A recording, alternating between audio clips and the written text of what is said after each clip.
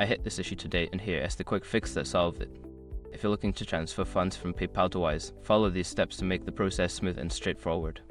Step 1. Link your Wise account to PayPal. Go to your PayPal account settings and find the option to link a new bank account. Enter your Wise account details, including the account number and routing number. Step 2. Verify your Wise account. PayPal may require you to verify your Wise account.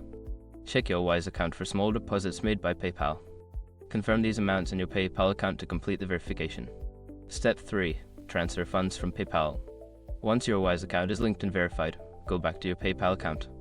Select the option to transfer funds, choose your Wise account as the destination, and enter the amount you wish to send. Step 4. Check for transfer fees. Before finalizing the transfer, review any fees that may apply. PayPal may charge a fee for transferring funds to an external account. Make sure you're aware of these costs. Step 5. Confirm and complete the transfer. After checking the fees, confirm the transfer. You should receive a notification once the funds are successfully sent to your Wise account. Keep an eye on both accounts to track the transfer.